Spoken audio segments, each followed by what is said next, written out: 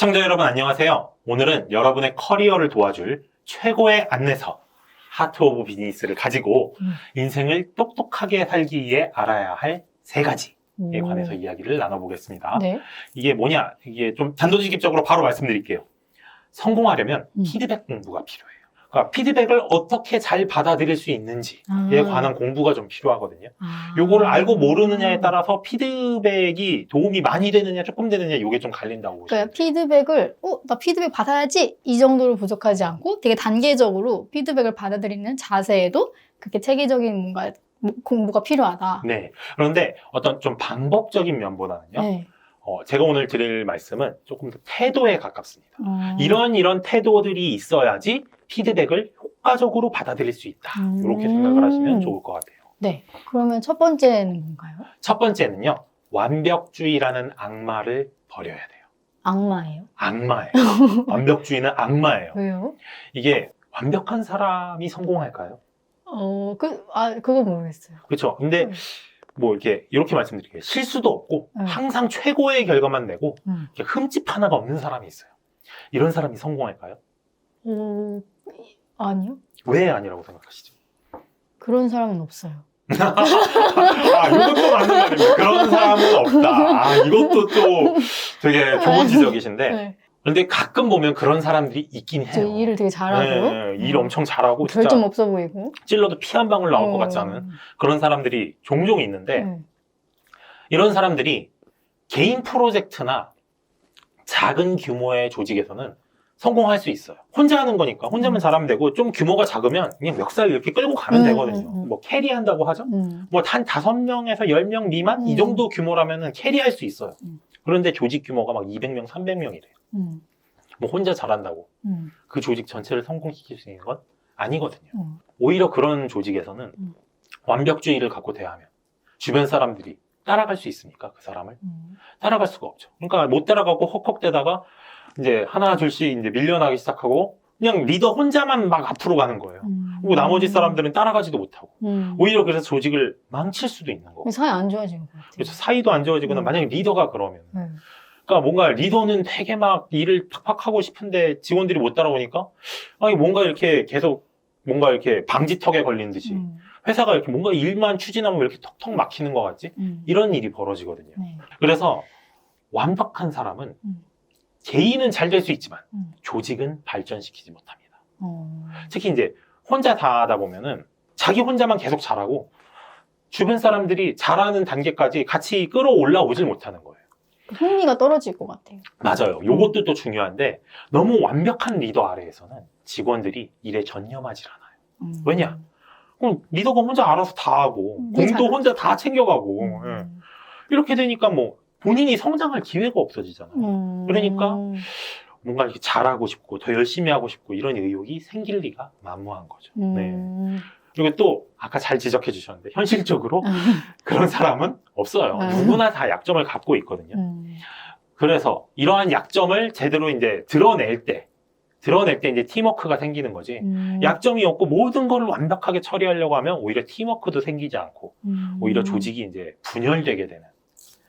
앞으로 달려나가는 사람과 못 따라가는 사람의 갭만 넓어지는 거잖아요. 그런 일이 벌어질 수가 있게 됩니다. 따라서 자신이 불완전하고 약하고 도움이 필요하다는 사실을 인정을 해야 됩니다. 이게 완벽주의라는 악마를 버리는 거예요. 나도 뭔가 부족한 게 있어. 나도 도움을 받아야 되는 게 있어. 이걸 인정하는 거죠. 그리고 이거를 다른 사람들한테 기꺼이 드러내야 돼요. 그래야지 다른 사람들이 도와줄 여지가 생기는 거예요. 이것도 해당돼요? 내가 할 수 있고 내가 더 잘할 것 같은데 그래도 얘한테 기회를 주면서 같이 하는 느낌을 만들어내는 것? 사실 그게 위임하기에 아주 중요한 요소라고 할 수 있습니다. 리더가 모든 일을 다 할 수 없거든요. 언젠가는 그 일을 대신해 줄 사람한테 위임을 해야 돼요. 그때 너무 완벽주의에 빠져갖고 내가 이 일을 맡겼지만 내가 이 사람한테 맡겼지만 결과물이 완벽하게 나와야 돼. 이런 식으로 이제 하면 어떻게 되죠? 상대방을 쪼개 되잖아요. 그렇죠. 막 제대로 하고 막 이렇게 하면 쪼개 되면은 그 사람한테 이제 스트레스밖에 안 되고 제대로 오히려 더 잘할 것도 못 하게 되는데 그게 아니라 그럴 때는 어느 정도 믿고 맡기는 거죠. 대신에 이 결과물이 왔을 때 부족한 점이 있다면 피드백을 주는 거지. 그걸 막 옆에 붙어가지고 24시간 보면서 막 쪼으면은 오히려 안 된다. 예. 요런 것도 이제 어느 정도 완벽주의를 내려놓았을 때 올 수 있는 어떤 여유 같은 거라고 볼 수 있어요. 그게 리더 아니어도 그냥 팀원이어도 혹시 내가 막 너무 일을 막 하려고 하는 게 아니었나? 그러니까 이런 생각도 해볼 수 있어요. 그렇죠. 이제 저 같은 경우도 그 비슷한 사례가 있었는데 제가 맡은 일은 제가 다 해야 된다고 생각을 했었어요. 그래가지고 누가 저한테 이 일을 해주셔야 돼요, 저 일 해주셔야 돼요 하면은 그렇구나, 내가 해야 되는 건가 하고 그냥 다 하겠다 그랬는데 어떻게 됩니까? 나중에 이렇게 돼. 그거 왜 아직도 안 됐어요? 지금 하고 있습니다. 왜 아직도 안 됐어요? 하고 있습니다. 이렇게 되니까 이제 오히려 이제 다 하려고 하지 말고 못하는 게 있으면 못한다고 얘기를 해라. 그런데 저는 이제 속으로는 이렇게 생각했죠. 근데 그걸 내가 아니라 다른 사람한테 맡기면 그게 잘 할 수 있나? 이게 쓸데없는 걱정이었어요. 다른 분들도 다 저만큼 잘하고 그리고 또 저가 한다고 그렇게 완벽한 것도 아니고. 그렇죠. 예. 그러니까 어떤 내가 해야지만 뭔가 안심이 되고 완벽할 수 있다라는 그 생각을 이제 그때부터 이제 내려놓게 된 거죠. 그게 아니구나.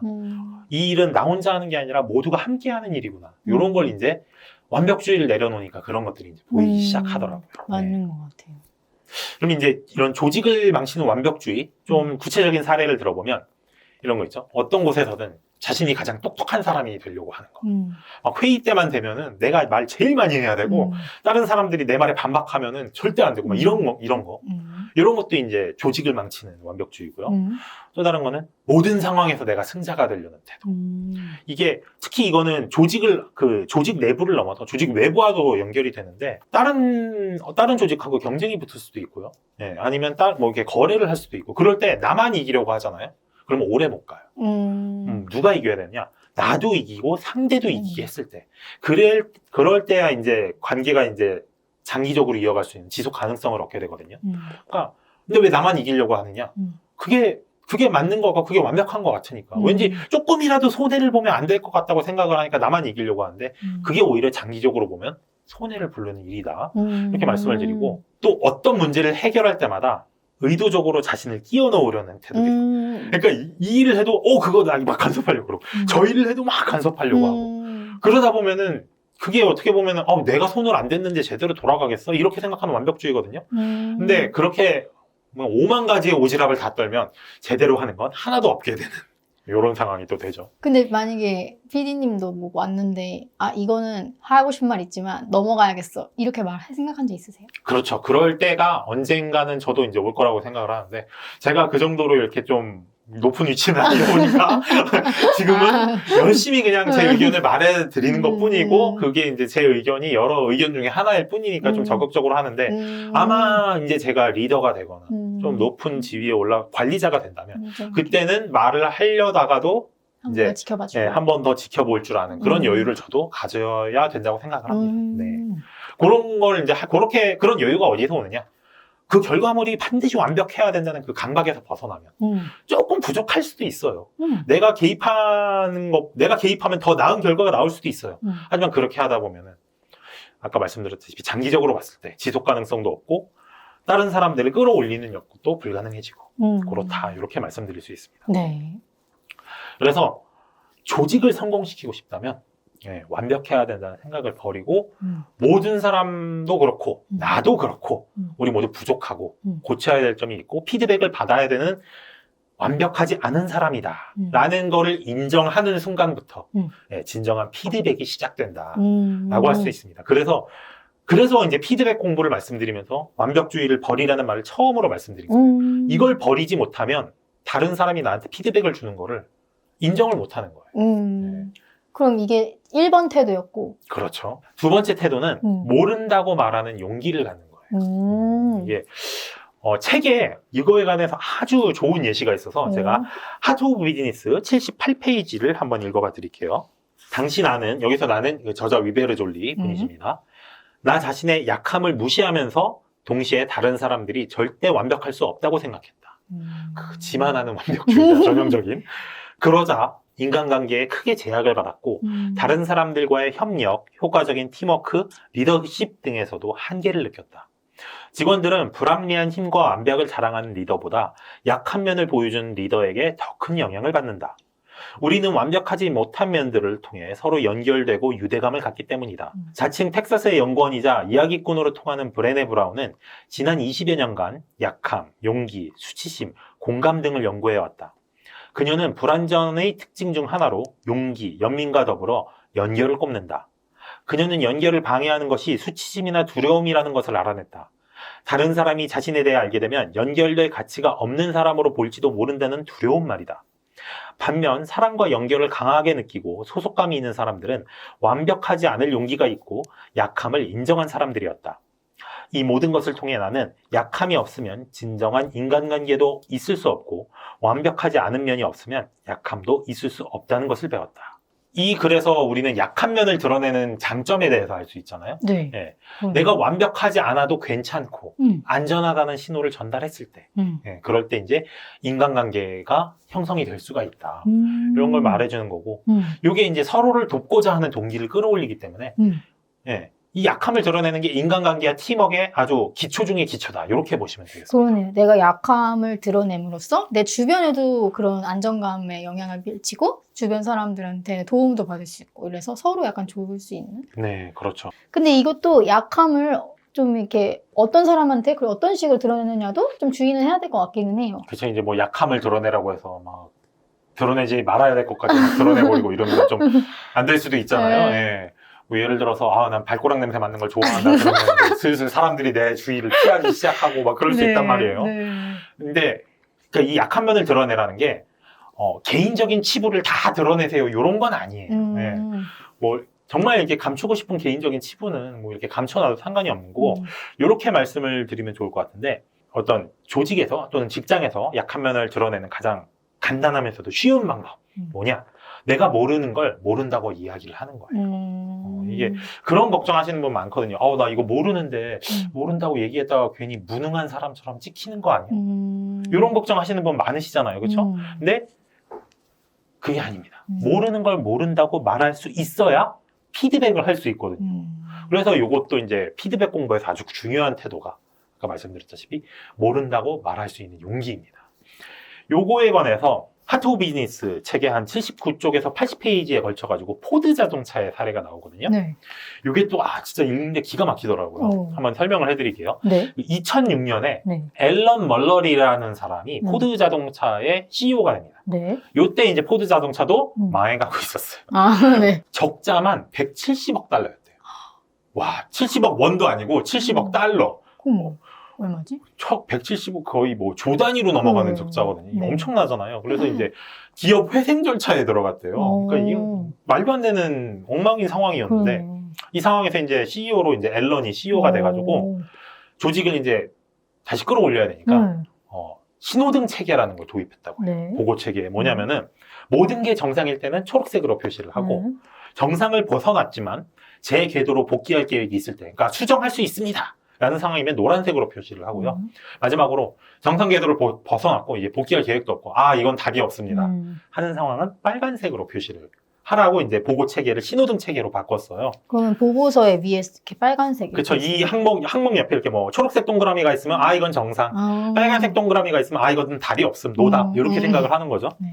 근데 기가 막힌 게 이제 아마 이 앨런 분은 되게 화가 많이 나셨을 것 같은데 처음 몇 주 동안 모든 보고서가 초록색이었다고 합니다. 망해가고 있는데. 그러니까 이게 뭐 회사가 잘 나가고 있는데 초록색이면 그래 잘하고 있어 이겠는데 야 지금 170억 적자가 났는데 회사 지금 쫄딱 망하게 생겼는데 보고서는 다 초록색인 거예요.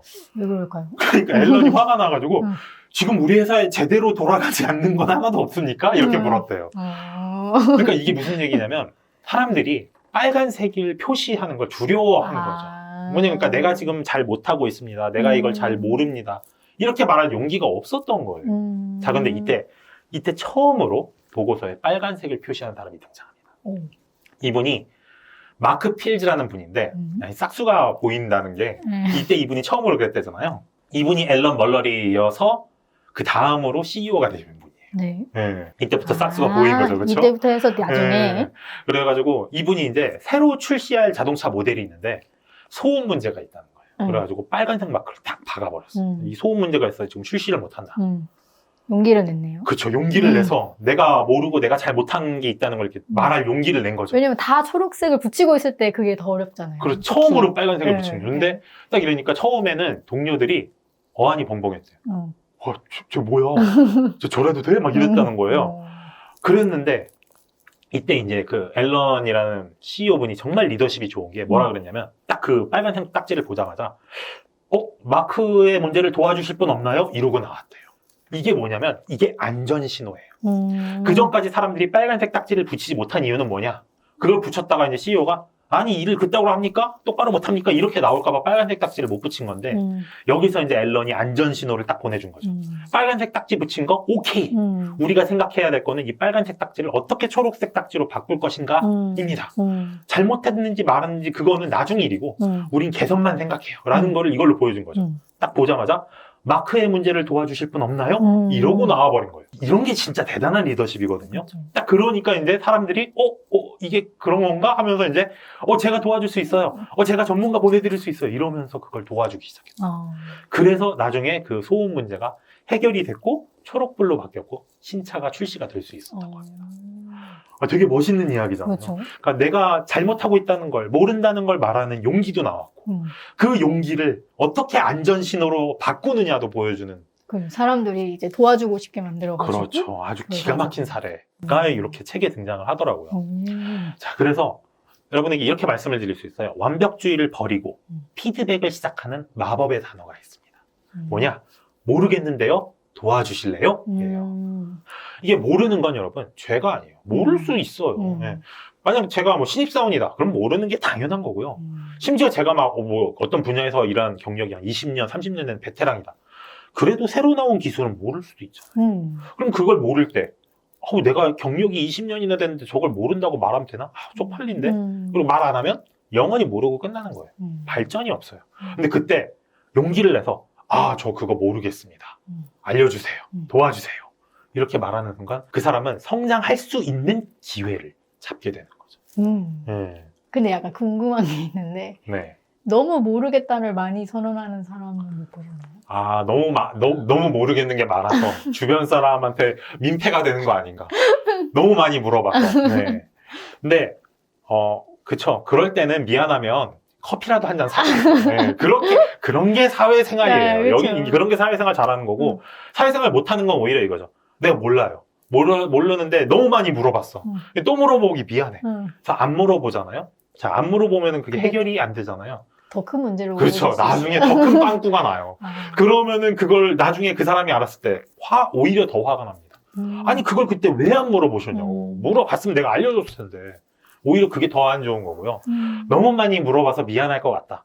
그러면은 커피라도 한 잔 사드리시고 진짜 너무 많이 물어봐서 진짜 그 사람이 괴로워하는 것 같다. 치킨 쿠폰이라도 쏘세요. 네, 그러면 됩니다. 네, 그런 식으로 이런 게 사회생활이고요. 또 반대로 사수, 리더분들은 이렇게 많이 물어보는 거 그런 거 짜증내시면 안 돼요. 네, 그렇게 많이 물어보면 오히려 고맙게 생각을 하셔야 됩니다. 왜? 물어보면 물어볼수록 나중에 빵꾸 날 확률이 줄어드는 거거든요. 그러니까 많이 물어본다. 전 진짜 그런 사수는 최악의 사수라고 생각을 해요. 이런 건까지 네가 나한테 물어보는 건 좀 아니지 않냐? 네. 저도 약간 저는 제가 모르는 걸 공개하는 게 두렵기보다 질문을 하면 민폐일까봐 못한다고 하더라고요. 근데 질문을 하는 게 좋고요. 그리고 근데 그것도 있어요. 또 이제 본인이 질문을 하기 전에 이걸 물어보는 게 민폐일까 아닐까 확인하는 한 가지 방법이 있습니다. 뭐냐면 구글 신호로 찾을 수 있는 거를 물어보는 건 민폐예요. 네. 검색하면 되는 거. 그렇죠. 검색하면 나오는 거는 그것까지 물어보는 거는 좀 아니거든요. 그러니까 뭐냐면은 그러니까 물어보시기 전에 한번 검색해 보세요. 검색해 봤는데 안 나온다. 그러면 물어보시면 되고요. 검색했는데 나온다. 그러면 안 물어보면 되는 거거든요. 그래서 그런 식으로 어느 정도 이제 물어볼 것과 안 물어볼 것을 스스로 이제 좀 판단하는 그런 기준도 마련해가지고. 근데 엔간하면 모르면 물어보는 게 좋습니다. 네. 설령 구글 시대에 나오더라도 안 물어봐서 모르는 것보다는 야, 그런 건 구글에 다 나와. 이 소리 듣고 물어보는 게 나아요. 전 그렇게 생각을 합니다. 네, 그래서 여러분이 성장하고 싶다면, 문제를 개선하고 싶다면, 모른다고 말하는 용기를 가지시길 바랍니다. 네. 근데 또 그렇게 걱정이 되는 게 막 많이 물어보면은, 그래, 피드백을 원하는구나 하고 막 하다 보니까 되게 세게 나올 수도 있단 말이에요. 그렇죠. 이게 피드백이 항상 달달하게 오는 건 아니거든요. 그래서 막 상처도 받고 이럴 수 있는데. 그렇죠. 막 멘탈 나가고, 막 울고, 이럴 수도 있는 거거든요. 네, 이제 거기에 대한. 그럴 때를 위한 태도가 바로 세 번째 이야기인데, 피드백이 아니라 피드 포워드라고 생각을 하는 겁니다. 하트 오브 비즈니스 책 77페이지에 나오는 내용인데요. 한번 읽어봐 드릴게요. 물론 나는 더 나아지고 싶었다. 그래서 마셜과 함께 일하기 시작했다. 여기서 이 마셜은 경영자 코치를 해주시는 분이에요. 그러니까 리더십 코치 뭐 이런 거 해주시는 분인데, 그러니까 이분한테 이제 리더십을 배우겠다고 이 저자분이 이제 배움을 요청을 한 거죠. 오. 나는 피드백을 피드 포워드로 보고 내가 노력하고 싶은 분야를 선택하는 법을 배웠다. 그러니까 피드백이라고 단어를 하면 이제 뭔가 이제 옛날 일을 보는 듯한 느낌이잖아요. 그래서 단어를 바꾼 거죠. 포워드, 앞으로를 위해서 보는 것으로. 이것은 아주 미묘하면서도 중요한 차이였다. 나는 문제를 해결하는 데 집중한 것이 아니라 어떤 면이 더 나아지길 원하는지 결정하는 데 집중한 것이다. 피드백을 해준 사람들에게 고마움을 표하고 내가 노력 중인 것에 대해 이야기하고 조언을 부탁하는 법을 배웠다. 또한 사람들과 접촉하는 법을 배웠고 내가 그들을 어떻게 대하는지 듣는 법을 배웠으며 더 많이 조언해달라고 요청하는 법도 배웠다. 한때 등한시했던 피드백을 제대로 받아들이는 법도 배웠다. 피드백이 아니라 피드 포워드라고 생각하는 순간 그러니까 피드백 자체를 받아들이는 태도가 완전히 바뀌어버리게 되는 약간 거잖아요. 프레임이 조금 달라지는 그쵸. 느낌이에요. 맞아요. 프레임이 정확한 지적이신 것 같습니다. 이게 피드백을 받아들이는 프레임을 바꾸니까 훨씬 더 고맙게 받아들이게 되고 훨씬 더 잘 받아들이게 되는 거잖아요. 그래서 이 피드백이 아니라 피드 포워드로 프레임을 바꾸는 방법에 대해서 제가 좀 말씀을 드리면 먼저 피드백에 감사하는 자세를 가져야 합니다. 그러니까 피드백이라는 게 나를 책망하거나 해코지하려고 하는 게 아니라는 걸 인식해야 돼요. 요거 만약에 나를 책망하려고 피드백을 한다라고 생각하면 피드백 자리가 너무 무섭죠. 그 자리에 가는 것도 싫어지고 그리고 그런 자세로 두려운 상태에서 그 자리에서 피드백을 들으면은 사실 무슨 말을 하는지 귀에 들어오지도 않아요. 그렇기 때문에 이게 나를 책망하거나 해코지하려는 게 아니다. 아, 피드백을 들어도 나는 안전하다. 이렇게 생각할 수 있어야 되는 겁니다. 미래에 난 더 발전할 거다. 그렇죠. 그렇게 생각을 하면서 듣는 거고요. 그게 이제 두 번째 내용이었는데 나는 이 내용을 들어서 더 나은 사람이 되는 거야 라는 식으로 피드백을 받아들이는 겁니다. 그렇게 되면 이제 피드백에 좀 더 감사하는 마음을 갖게 되겠죠. 그리고 요 점도 한번 좀 고려를 해주시면 좋은 게 사실 이게 꼰대 소리가 아니라 제대로 된 피드백이잖아요. 그러면 피드백을 하는 사람도 기분이 썩 좋지는 않아요. 세상에 누가 싫은 소리를 막 하고 싶겠습니까? 네, 그래서 그런 점도 한번 좀 생각을 해주시면 좋아요. 그러면은 아이고 저 사람이 나한테 저 소리를 하려고 사실 그 소리를 하기 전까지 마음고생이 얼마나 심했겠어요. 그런 것도 있을 거고 저 말을 또 그냥 하는 게 아니라 또 나름 나를 배려해서 또 말도 준비했을 거잖아요. 그 노력까지 생각하고 그러면은 조금 더 피드백에 감사하는 마음을 갖기 쉬워질 거예요. 그리고 그쵸. 이런 피드백 자리를 마련하기 위해서 기꺼이 시간을 들이고 또 감정적인 피로까지 감수하고 있다. 이런 것도 고려를 해주시고 이런 것들을 총합적으로 생각을 하면서 아, 피드백을 감사하게 생각해야 되겠구나 라는 태도를 갖추시면 피드백이 아니라 피드 포워드로 바라보기가 더 쉬워지실 겁니다. 유용한 팁인 것 같아요. 네. 근데 또 드는 생각이 네. 그러면은 이제 그 피드백이 네. 진짜 좋은 피드백이 아니라 이게 조금 이렇게 막 그냥 잔소리나 꼰대거나 네. 그러니까 뭐 이럴 수도 있는데 그걸 구분하는 방법도 좀 약간 자기만의 기준도 살짝 있어야 될 것 같아요. 그렇죠. 이게 과연 좋은 피드백인지 아니면 꼰대 소리인지 구분할 수 있어야 되는데 네. 저는 개인적으로 몇 가지가 있어요. 어? 첫 번째는 이렇게 얘기를 듣는데 꼼꼼히 들어보니까 내 얘기가 아니라 그 피드백 주는 사람 얘기가 더 많은 거야. 그게 무슨 말이에요? 그러니까 피드백을 준다는 얘기는 누군가가 만약에 혜진님이 저한테 피드백을 주잖아요. 그럼 얘기를 하면 제 얘기가 더 많이 나올 수밖에 없어요. 왜냐면 내가 피드백을 받는 사람이고 개선해야 되는 사람이 저잖아요. 그러니까 저에 관한 얘기가 더 많이 나와야 되는데 얘기를 잘 듣다 보니까 혜진님 얘기가 더 많이 나와. 왜 더 많이 나오는지 아세요? 자기 자랑하는 거거든요. 그게. 내가 옛날에는 말이야 이럴 때 이렇게 했고 난 이렇게 했고 난 이렇게나 잘했어 이런 얘기를 하다 보니까 결국 자기 얘기가 더 많이 나오고 자기 자랑이 더 많이 나오고 그러면은 이제 듣다가 이제 슬슬 이제 한쪽 귀로 흘리기 시작해야죠. 아 이게 피드백이 아니라 자기 자랑이구나. 이런 걸로 전 좀 구분을 하고요. 네. 그리고 또 하나는 또. 이게 개선점이 안 나오는 거고 개선점. 비난만 하는 거예요. 이게 이런 거 잘못하거든요. 이런 거 잘못하고 있는데 계속 그러니까 내가 잘못했다는 얘기만 들려요. 그럼 다음에 잘못 안 하려면 어떻게 해야 되지? 그건 또 안 알려줘요. 그러면 그거는 이제 어떻게 보면은 비난하기 위한 잔소리인 거죠, 그냥. 그리고 그런 잔소리만 하는 경우는 뭐 그럴 수도 있어요. 피드백을 주는 사람도 개선점을 모르겠어. 근데 그러면 보통 이렇게 얘기를 하거든요. 아, 나도 잘 어떻게 해결할지 모르겠으니까 우리 함께 고민해보자. 이렇게 얘기를 하는데, 그냥 계속 이제 비난만 한다? 그러면은, 아, 이거는 저 사람이 지금 나 때문에 기분이 안 좋아졌고, 그냥 감정 배설을 하고 있구나. 이렇게 생각을 할 수도 있고요. 근데 그랬을 때 편집님은 넘어가세요? 그냥 말하세요? 아, 저는 그런 것조차도 어떻게든 내 삶에 유용하게 바꿀 수 있을까 고민을 합니다. 아, 진짜요? 네, 어쨌든 저 사람이 저렇게 지적을 하는 걸 보면 문제가 있다는 거고, 음. 그럼 저 사람은 모르겠지만 나 혼자서라도 고민해서 그 문제를 해결해야지. 네, 그렇게 하고선 땡입니다. 근데 만약에 정말 이제 진지한 피드백을 주신 분이라면은 피드백을 개선을 해서 개선하고 끝나는 게 아니라 그분한테 아, 이렇게 개선을 하려고 노력하고 있습니다. 얘기를 하고 다 개선이 되면은 아, 그때 정말 감사했습니다. 이런 얘기도 하죠. 네, 그런 게 아니면 그냥 뭐 나중에 그것도 한 얘기도 안 해요. 결국 뭐 자기 꼰대 얘기, 자기 자랑 얘기하면 돼. 뭐 그건 고마운 거 없죠. 그리고 결정적으로 이 꼰대 소리와 피드백을 구분하는 거. 그 얘기를 한 후의 행동을 보면 알아요. 아. 피드백의 경우에는 내가 어떻게 변화하는지를 관심을 가져요. 왜냐면은 피드백을 줬으니까 그냥 무책임하게 말만 하고 끝나는 게 아니라 진짜 바뀌기를 바라는 거거든요. 그래서 내가 바뀌는지 바뀔 때 어려움은 없는지 그 어려움이 있을 때 어떤 어드바이스를 주면은 더 쉽게 될 수 있는지 이런 거를 계속 저를 관찰하고 도와주려고 하거든요. 근데 일단 말만 뱉고 관심이 없어요. 제가 변했는지 말든지 막 그러면은 아, 그때 그건 그냥 기분 삼아 했던 소리구나 이렇게 될 수 있는 거거든요. 뭐 이런 식으로 저는 뭐 제 개인적인 방법이긴 한데 이런 식으로 저는 구분을 하고 있어요. 네. 좋네요. 좋죠. 그러면 이제 피드백에 좀 감사하는 태도를 갖고 꼰대를 구분하는 기준도 세웠는데 네. 조금 더 구체적인 방안을 짜야 되잖아요. 그렇죠. 피드백이라면 개선점이 나와야 되는 거잖아요. 네네. 그 개선점을 고민하는 게 피드 포워드로 가는 두 번째 방법입니다. 그러니까 피드백이 아니라 피드 포워드라고 생각한다는 거는 피드백 자리를 개선점을 고민하는 자리로 생각한다는 것과 같은 의미라고 보시면 돼요. 그래서 과거에 무엇을 얼마나 잘못했느냐가 중요한 게 아니에요. 그거는 그냥 묻어두면 됩니다. 이게 아니라 어떻게 하면 앞으로 더 잘할 수 있을까?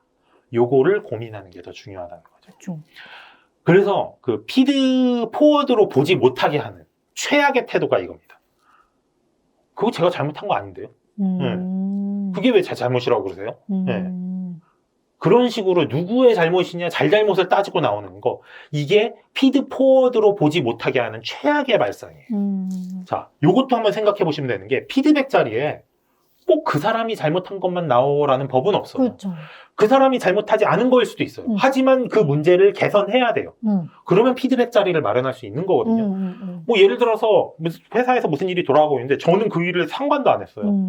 그런데 우리 회사에서 그 일을 해결할 수 있는 사람이 저밖에 없어요. 그럼 이사님하고 대표님이 저를 불러가지고 충이야, 이런 문제가 있는데 이거 우리 어떻게 개선해야 될까? 이렇게 말씀을 하실 수도 있잖아요. 그래서 이게 이런 일이 최고 잘못됐거든? 근데 제가 거기서 막 방어적으로 나오면서 그거 제 잘못 아닌데요? 뭐 저한테 뭐라고 그러세요? 막 이러고 나오면은. 그럼 피드 포워드가 안 되는 거거든요. 네. 그래서 이런 상황에서 잘잘못을 따지는 게 최악의 태도고요. 우리가 집중해야 될 것은 어떻게 하면 이것을 개선할 수 있을 것이냐. 어떻게 이 문제를 해결할 수 있을 것이냐. 여기에만 집중하는 게 피드 포워드로 가는 핵심이라고 보시면 됩니다. 네. 앞으로 피드백을 생각할 때는 미래지향적으로 생각해야 될 것 같아요. 그렇죠. 앞을 바라보면서 하는 거. 네. 그래서 피드 포워드라는 단어가 나온 그러니까요. 거니까요. 네. 자, 마지막으로는요. 성장형 사고방식을 갖춰야 돼요. 네. 이 우리 채널을 많이 보신 분들이라면 성장형 사고방식이라는 용어에 익숙하실 텐데 혹시나 모르실 분들도 있으니까 설명을 해드리면 그 캐롤 드웨기라는 분이 그 책에 이제 마인드셋이라는 책에서 소개를 했는데 인간에게는 두 가지 사고방식이 있다고 합니다. 첫 번째는 고정형 사고방식이고요. 두 번째는 성장형 사고방식이에요. 고정형 사고방식이 뭐냐면 재능과 능력이 타고난 것으로 고정되어 있다라는 생각을 하는 거예요. 그러니까 인간은 그러니까 IQ 같은 거 다 타고나는 거야. 유전적으로 타고나는 거야. 그거를 더 끌어올릴 수 없어. 이렇게 생각을 하는 거거든요. 이렇게 고정형 사고방식을 가진 문제가 뭐냐? 피드백에 방어적이 돼요. 왜 방어적이 될까요? 자기가 변할 수 없다고 생각. 그렇죠. 내가 변할 수 없다고 생각을 하니까 문제의 원인이 나라는 개인이 돼버리는 거예요. 그러니까 피드백전에서 이런 문제가 있어요라고 상대방은 문제가 있어요라고 얘기를 했는데 나는 어떻게 받아들이냐면 아, 나한테 이런 문제가 있다고라고 받아들이게 되는 거죠. 그래서 고정형 사고방식을 가지면은 피드백을 방어적으로 받아들이게 되고 그 방어적의 극단이 되면 아까 같은 그런 게 나오는 거예요. 제가 잘못한 거 아닌데요? 이러고 나오게 되는 거죠. 그럼 반면에 성장형 사고방식은 뭐냐? 재능과 능력이 노력과 배움을 통해서 성장할 수 있다라고 생각을 하는 거예요. 그러니까 난 뭐 타고나길 좀 멍청하게 타고난 것 같은데 내가 이렇게 열심히 노력하고 공부하고 있으니까 똑똑해질 거야. 이렇게 생각할 수 있는 게 성장형 사고방식이고, 실제로 인간의 뇌는 항상 성장하니까 성장형 사고방식으로 생각하는 게 좋거든요. 뭔가 나에 대한 집착을 내려놔야 될 것 같아요. 왜 그렇게 생각을 하시지? 그러니까 내가 너무 소중하고 내가 나다 이렇게 생각을 하면은 그런 게 되게 크게 다가오는데, 나도 내가 키워야 하는 뭔가다.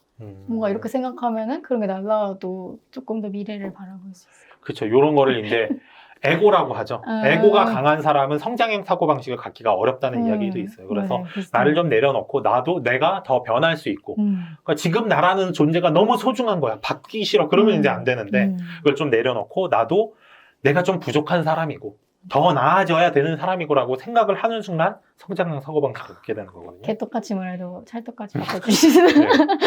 왜 개떡 맛있고 좋아요. 네. 저는 먹는 건 다 좋아하기 때문에. 네. 아무튼 그래서 성장형 사고방식을 갖게 되잖아요.